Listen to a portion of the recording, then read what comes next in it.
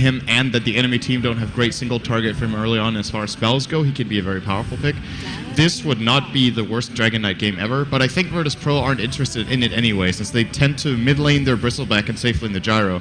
So I'm expecting the last hero from them is going to be the off-lane hero probably here for DK Phobos, as NiP, they're going to get a PL. And we've seen that, I think, once or twice in this tournament. The one very memorable game for me was Alliance having it against Na'Vi, and Loda kind of couldn't really engage very much with his PL because he was going to run into a lineup that would just kill his Illus and kill him very fast. And it's difficult if you can't like overrun your opponent, and you're picking it into Wyvern, who already is pretty decent against PL. Bristle and Gyro, that's a hell of a lot of confidence to put in your PL, and Era has to play a great game here. Do you feel that there perhaps would be a better carry pick instead of the PL? I think. I definitely think that could have been a better pick, but it's just a good pick for their team. Like, they tend to play very well around the PL, so even if he's not the best available hero in the pool, he might be the best pick for their team, and then you can definitely justify it in that way. But in my opinion, this is a pretty weak PL game, but he could surprise. Yeah, the other thing is that it seems like PL doesn't synergize too well with the rest of his team anyways. You're not really comboing into any... I mean, you have the Vacuum and Dream Coil, but, you know, what we're going to do, Lance after that? There's not much. Vacuum into Lance, wow. Doppelganger on top. But yeah, I mean, I guess for the most part, we're going to see NiP playing for... Not for Protect 1, but I imagine PL is going to be off the map, split pushing on his own, and then you expect the rest of NiP to start fighting for objectives or gank or have random skirmishes in the jungle. The scary thing for them, though, is that you know what VP are going to do. Like, they're going to fight around minute 10 to 20, and your PL split push is great if the other heroes can hold the towers and prevent, just avoid losing teamfights, basically. But I don't know if these other heroes can actually hold us. They're going to last pick the Centaur here for DK Phobos. Just the raw teamfight potential and ganking ability out of Virtus.pro's lineup is sick. And NiP, their weakness in the series they played against VP earlier this tournament, where they got beaten 2-0, was they played reactively with their supports instead of actively and just got run over. And to me, this feels like another draft where the exact same thing could happen after they decided to go for both DS and PL. Yeah, so what you meant by reactively was you have the Virtus.pro heroes diving a tower, and the supports are forced to TP. Once they TP, maybe they save a hero, but then they're kind of stuck there for a bit, and then another lane would get ganked, and they have to rotate. It's never NiP supports that's the one that's initiating, that's forcing the fights. So I think that's something we also have to look for from Hanskin as well as Sealkit. And so far, it's, you know, Undying and whatever they pick, they're pretty good at forcing aggression. They're good at setting up, like, if you break into team fights, they're great at it, but they're not good at forcing the engagements in the first place, like, at least not skirmishes, right? Undying is a pretty weak skirmish hero, in my opinion. There are some niche situations where it can be really nice if you're good to and you set up with that, but then, once again, it depends on the others being in the right place at the right time rather than Undying himself. He needs to be set up for that. And now that they grab a Lion, they actually do have the initiation power. I like this pick a lot. We don't see it so much these days, as he has fallen off quite a bit. A big part of it, in my opinion, is that Hex, of course, does not remove evasion anymore. Yes.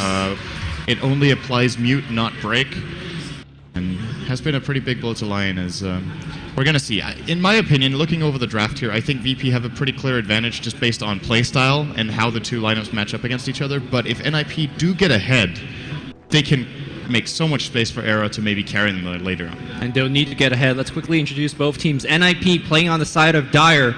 We have Sealkit playing that line. Johannes Van playing the Darkseer. Era on the Phantom Lancer. Limp playing his famous Puck. And last but not least, a little bit apart from his team, Hanskin playing that Undying. Virtus.pro are going to pause. FNG in a nice pose on his Winter Wyvern. Next time is going to be Lil on the Rubik.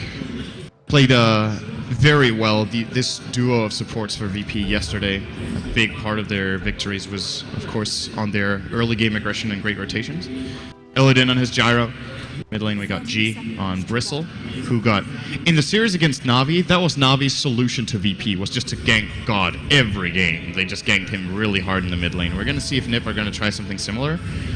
And finally, of course, DK Phobos Centaur.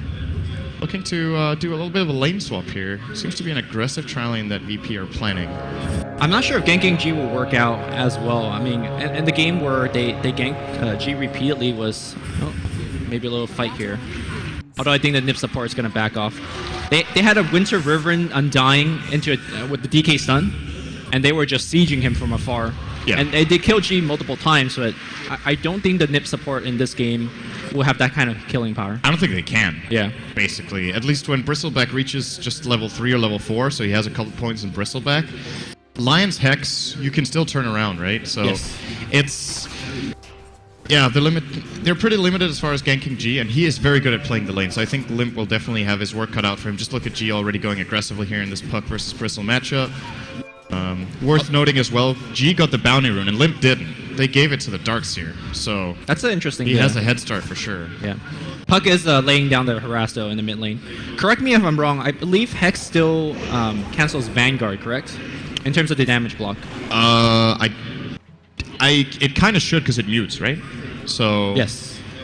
So I would assume so, but I'm not 100% on because some things were changed. I can't remember if that is the case. But maybe Knoxville could give us a quick fact check.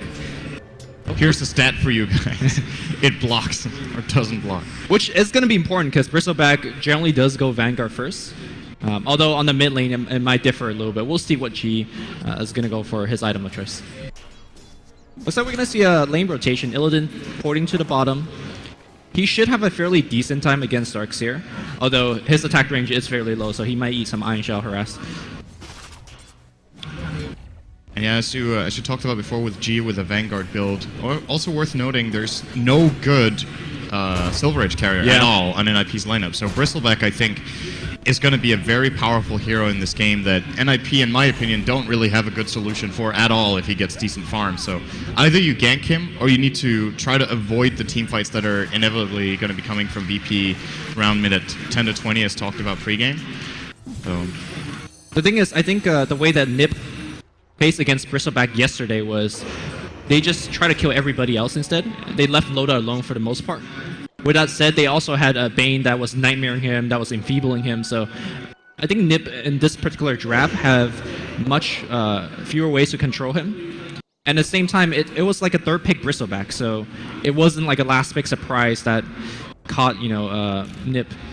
So we'll see how NiP deals with this Bristleback, who's right now having a fairly decent time against Puck mid. He's getting a little bit harassed in the mid lane. I don't think he'll die at all, though. Yeah, he should be fine.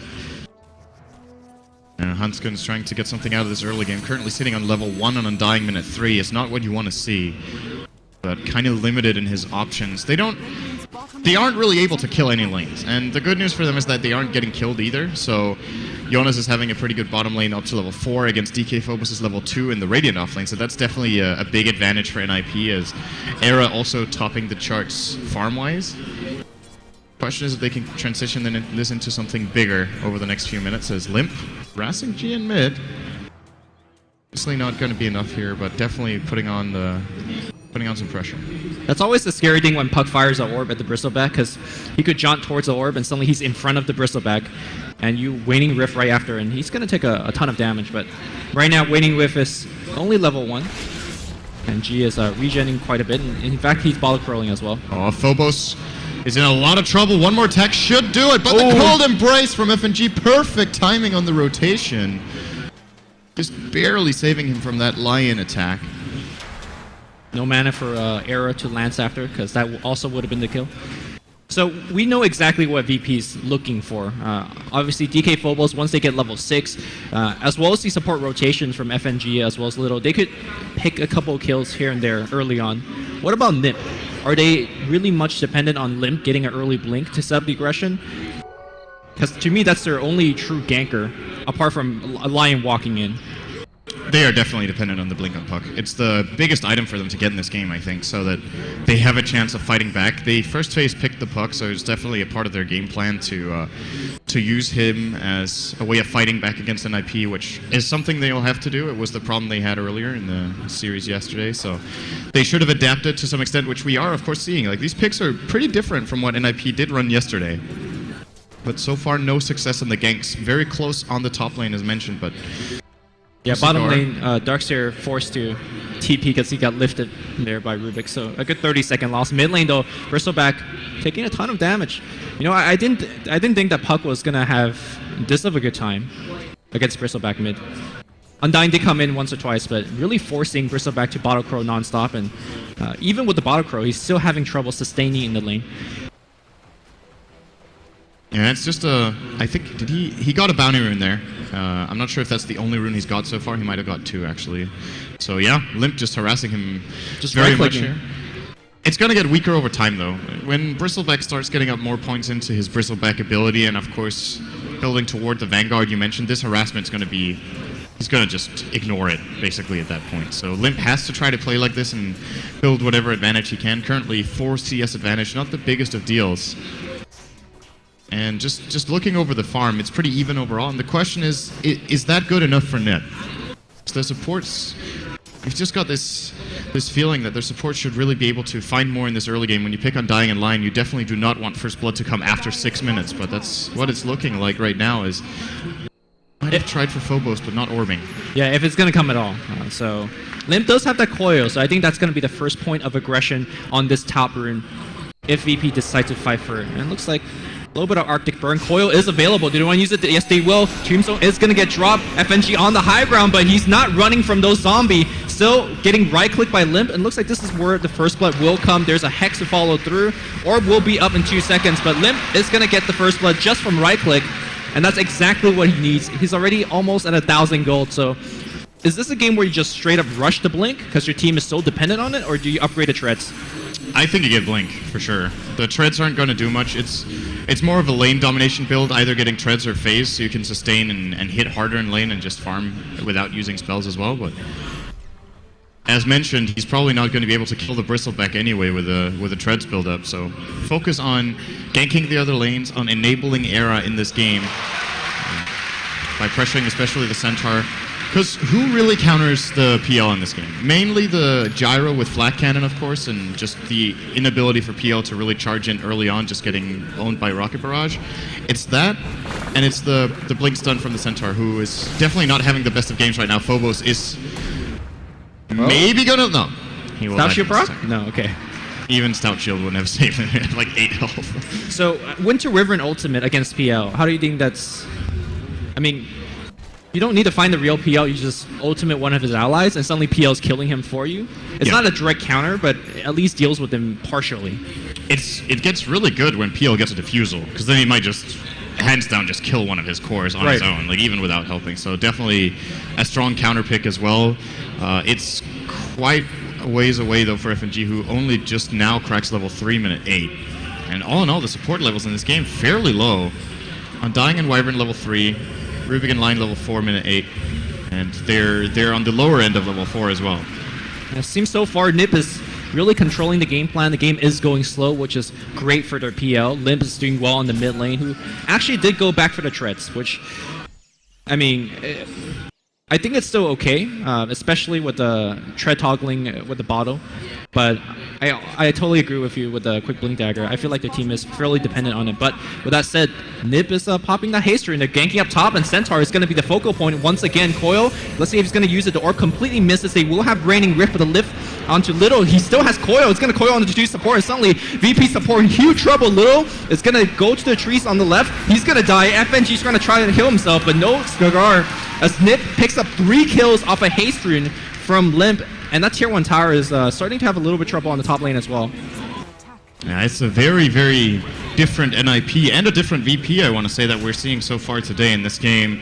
VP have barely tried to make a move on any lane with their 2 supports to gank, whereas NiP have started moving around, both Undying and Lion getting active, and now, of course, their mid lane Puck. They're off to a very, very good start here. It's not just about the kills, it's also just the time that they're buying this way, where VP supports not really finding much momentum here with level 3 and 4, and their support duo itself doesn't really have that much kill power either. I think that's partially due to the draft. I mean, when there's Undying putting Iron Shell and shoving out the lane, and then the mid where Puck could just phase shift and orb out on multiple gank attempts, it's just really difficult for that Rubik and Winter River to find too much. The thing is, they knew it was a Puck right from the start. Right? Or no, the first overall pick of the game was Undying for NiP, and then they counterpicked with, what was it, Gyro and Rubik, I think? Yes. So they could have tried to deal a lot better with the Puck that they already saw in the second pick, which they haven't done so far. And you're right, as far as Puck goes, he could have a very, very good game here, where only the real ability he needs to watch out for is Wyvern or Winter's Curse, which isn't available, and the Telekinesis, which well, unreliable. Not really reliable yet, at least. Yeah. Well, not reliable in general. If Limp sees Rubik, he will always be able to just blink silence him from any sort of fog. As Hanskin gets picked up. Goes down. Pillow going the other way here for VP, and of course they do have a bit of a comeback mechanic, or at least so they think with their Ancients, but it's actually blocked with a ward in the last 2 minutes from NiP, so only going to be able to get a double stack here is G, and I think they know it's blocked, so he's just going to farm it now to at least get that out of it. All right. Yeah, I'm just going to keep a camera on Limp and see when that Blink Dagger's coming. 1,300 gold, so less than 1,000 away. Still doing good. I like the way that he's being very aggressive, and he's moving to the bottom already. There's a lift onto Arrow, who teleported in, and it looks like Illidan is going to be the focus. Coil is available. No, it's not even necessary. And they might just get Lil with it. Yeah, let's see if he's going to get the TP out. Oh, just a second late. Limp holding that Coil perhaps for a little bit too long. That's one of those situations where if you consider the options Rubik had for escaping, you have a very high percentage chance of landing the coil by just throwing it in a good spot in between the trees. But if he doesn't know if Rubik has ported yet, he would essentially just coil and then Rubik could maybe TP out. So wants to get the intel first, and unfortunately he gets it a little bit too late. Yeah. This tier 1 tower, if it goes to the side of NiP, it's going to give Limp's Blink Dagger almost. Vanguard is finished on Bristleback. Is there any defense from Virtus Pro on this tower? Looks like not. Absolutely not. Yeah. They need to buy time for Phobos, who's had a hard game. He's not even level 6 on his offlaner in 12 minutes. Now finally he does get the Stampede ability, which is going to be They're teleporting in. I'm not sure about this. Wall is dropped. Tower does go down, but the TPs are continuing coming in. Let's see if NiP wants to retreat or fight. Meanwhile, Arctic Burn from the Wyvern on the left side, but he just gets burned down. Phobos are coming in. He's looking for a stomp. It's going to be a 2-man stomp. Era gets burned down on the left side. G is coming as well. Hanskin trying to TP out. Will he make it home? Oh no, he barely... No, he just died. It looked close, and then, okay. He barely doesn't. Yeah, he barely does not. Virtus Pro, that was a pretty good defense. We didn't think that they were going to do it, but once Centaur popped it, though, everybody on Virtus Pro just came in and ran everybody down. It was a really good play from FNG on the Wyvern. It looked like he just died for nothing, but the way he initiated, he came in from the side, he got Arctic Burn on a couple of heroes as well, Splinter Blast slowing them down, and then he just walked in and died. But the way he died, he forced out a couple of key spells and allowed his team to wrap around. And his only goal there was just to keep NiP around, and they do grab themselves 3 kills there. Still lose their tower though. All right, NiP is trying to defend or get a tower up top, and Era taking a ton of damage from that call down. So is Johannes Fan. Johannes Fan's going to go work on the mech first, which is going to be very crucial since VP will start to bring the aggression now that with Centaur Ultimate online. Also in that fight, Rubik hit level 6 as well, so that's pretty big for him. Yeah, what's he gonna grab? That's the question. These Ancients, or sorry, not Ancients, but this hard camp stack being farmed up by Lil right now. Just gonna leave some of it, and you know, it's worth mentioning that you were talking about how G lost the mid lane a bit. Well, not really lost it, but he drew, right? Right. And now he's pulling ahead by quite a margin of 25 CS lead. He hasn't died either, as expected, to be honest. They don't have that good solutions for the Bristle. And I think this is concerning for NiP. After a really good early game, if they take a look at this Bristle, they're going to have a very hard time dealing with him and bringing him down. And it's great that Era is farming quite well here.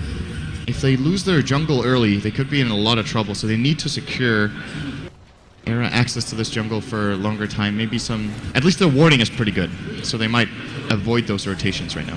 Will there be a point in time where once PL gets the Diffusal Blade and you just send a whole bunch of illusions on that Bristleback, and sure, you're not going to kill him, but you burn all of his mana, and suddenly he becomes much less of a threat.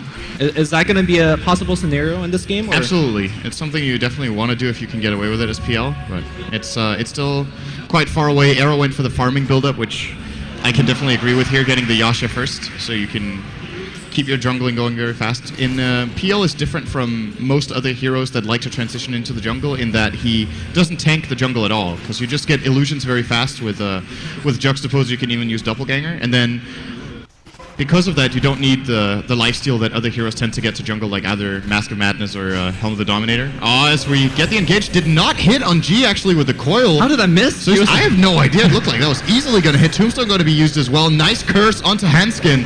As G will try to maul down this Tombstone, taking a lot of damage though, and it will be healed as well. Call down coming in though. The mech has been used, but there comes the Stampede.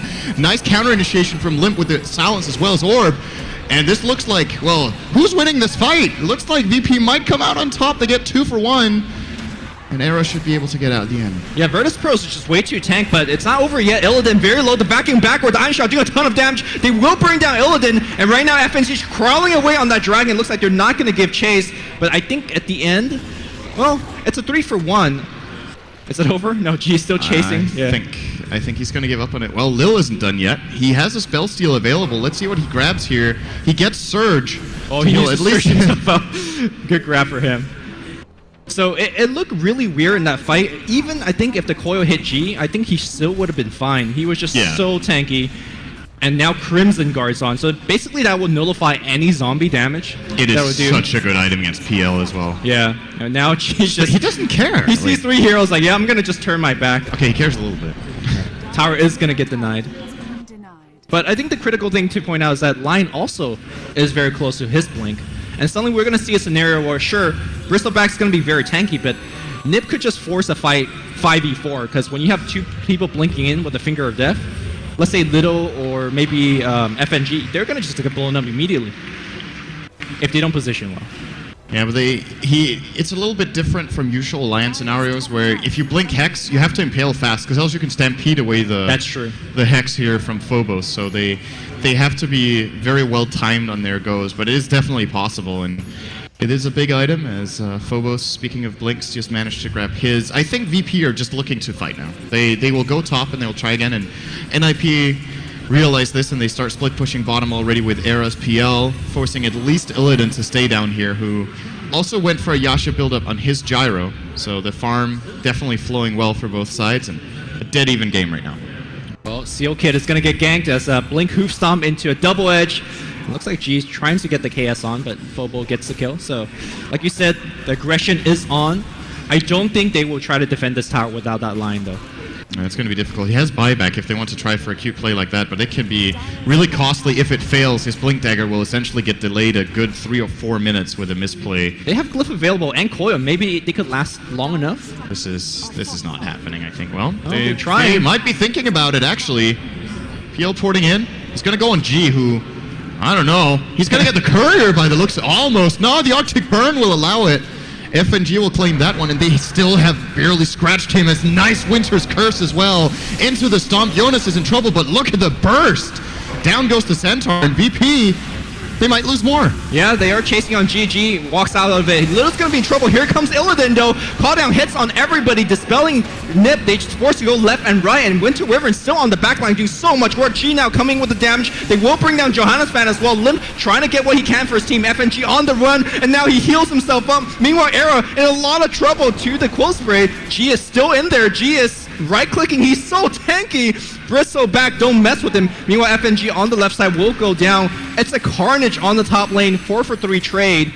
I guess a NiP victory as both their cores survive, and they brought down Illidan, who's just charging in, doing his thing, but he's died twice in a row now.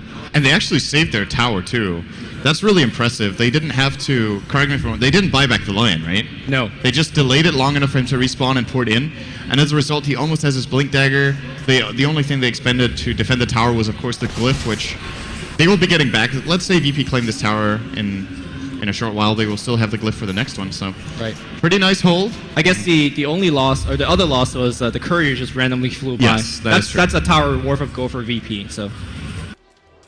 If you look at the gold graph, I think that's exactly what you're seeing, actually. They kill the Courier, they get ahead, and then they lose the fight in the end there. Yeah. So, absolutely. Good fight for both sides. I think Illidan there, the saving grace with the call down. If that doesn't come there, I think NiP get a much better fight instead of a pretty much even trade all in all. The thing is, mid lane, Jonas is in a lot of trouble. Yeah, he's dead. He is super dead. Very, very, very dead. Speaking on the call down, I feel that the way the NiP fights, they're pretty much clumped for a call down almost every time. You drop the tombstone, you kind of just run in. PL is always in the center of things, or he tries to be. So I feel that Illidan is going to have a grand old time call downing, and that flag is going to hit just about everybody as well.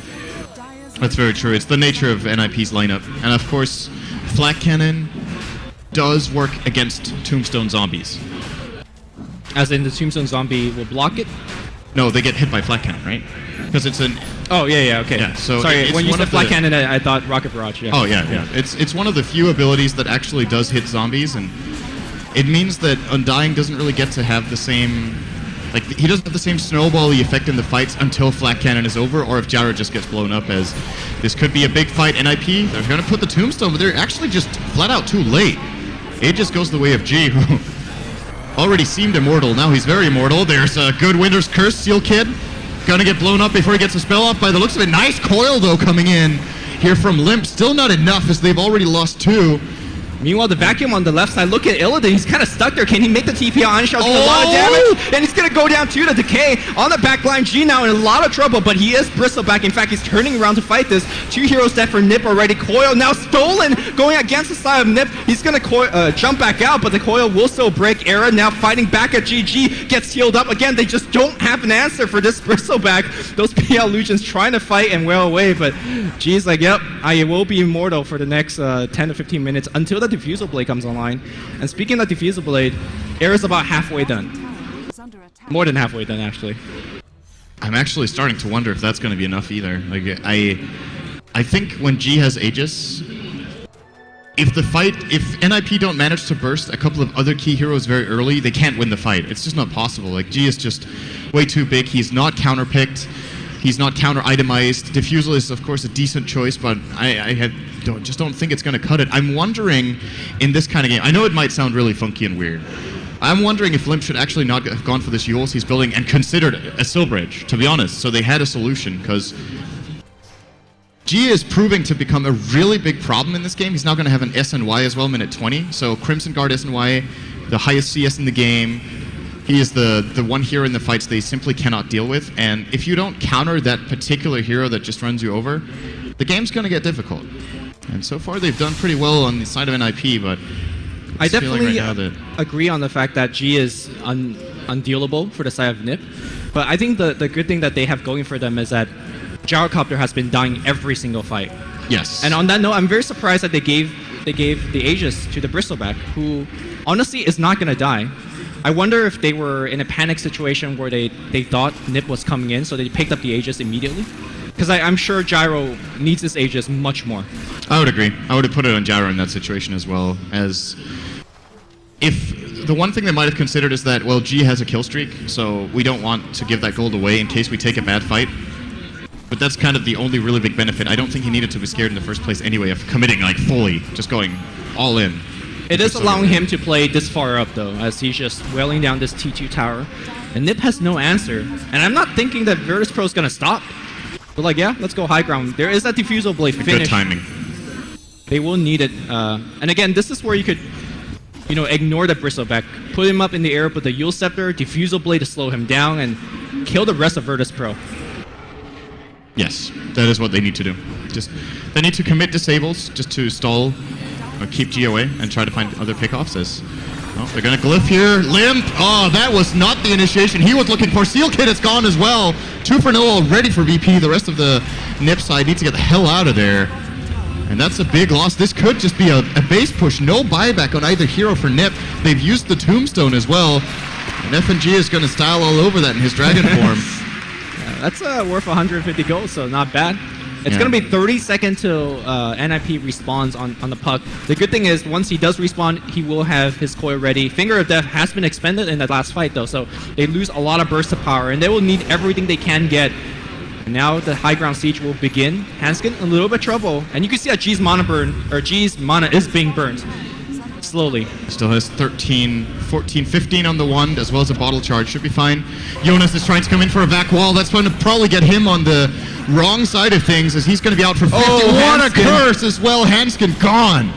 Well, they're trying to focus on G, but I think G's fine with losing his life. Being on the back line here, Coil hits on 3, but they just don't have the damage output. Impale's going to kill on the Rubik, but G is just zoning all the support out. Eul Scepter on the front line. Looks like Coil has, the Stampede has been used. Illidan dropping low. Looks like Illidan's going to drop down once again. Era, can he make it out alive? He actually wants to fight. He looks for Phobos. He gets Phobos, but G is still on the front line. He doesn't have any mana left anymore.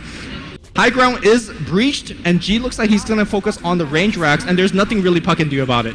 He doesn't give a shit. He's just standing there and delivering. I'm wondering if they want to try exactly this buyback from the PL. Can they kill him twice? G's like, oh, okay. Let me just get your range tracks casually and then start walking out. He's going to Crimson Guard and get healed. He's actually going to die here. Not sure if using the Crimson Guard before Aegis was the right play. He's buying a lot of time and actually starting to deal some decent damage, but this is going to be G's first death of the game. I do not think he's going to get out from this. He's going to need some Houdini. His team has left play here. He doesn't have a TP. He's definitely dead. Oh my god, he's dealing damage though. Stampede! Alright, the Yule Scepter is nicely safe for him, but look at how... Okay. Oh my god. He almost got 2 kills. Alright. 1 on 5. What streak do you give up? That's an 8-kill streak. And it goes to Era. That's a big kill. It pays for his buyback. Yes. So... Did he have the minus gold on him at the time? So. It was gone. Yeah. They took him so long to actually go. The buyback timer ended. Alright, so... I think if you're a VP, you're still very happy with the exchange. You got tier 3, you got a buyback, you got a range racks, yeah. Will they be able to make the same play without the Aegis now? Yes. They're going to just go again, you're saying? I absolutely think they can. They can choose not to. They can wait for the BKB on G, and then they're very, very safe. And they can, of course, secure the Roshan as well. As it's for sure that NiP will try to contest them down there, but just judging from how the last couple of fights have gone, the thing they need to be most careful with is Limp cannot allow himself to get lifted by Rubik. He dies instantly after he gets lifted. Didn't get any spells off in the fight down here. If that happens again, the fight is over before it even starts. In the top lane, he also blinked into a Who Stomp, which was a very unfortunate event. Looks like the fight's going to break out now. Oh, they're going to get an illusion again, but Winter's Curse is going to come out. Lim in a lot of trouble. He, like you said, gets killed before initiating. Now Hanskin in a tough position. He's going to try to TP out. Will he make it home? No, he will not. Meanwhile, Era on the left side, if he dies, that's a die back. He barely makes it out, but I think with that advantage, Virtus.pro is going to start looking for... No, the high ground is not possible as bot lane is very pushed out. That's the one thing that NiP has going for them right now.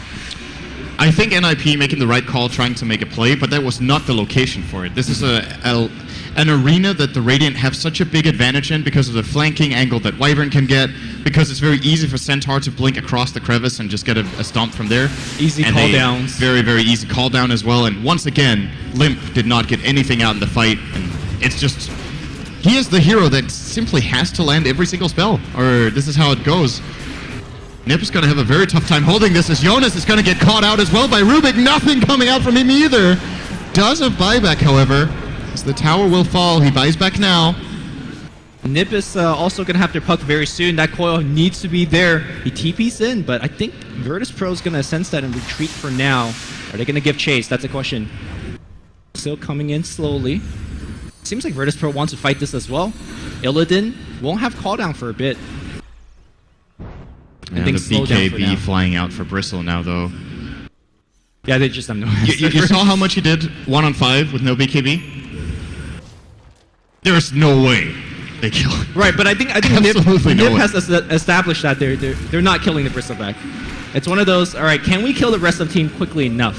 Which, concerned that you're dealing against a Centaur, and there's a Gyrocopter who also has a BKB, I'm thinking no.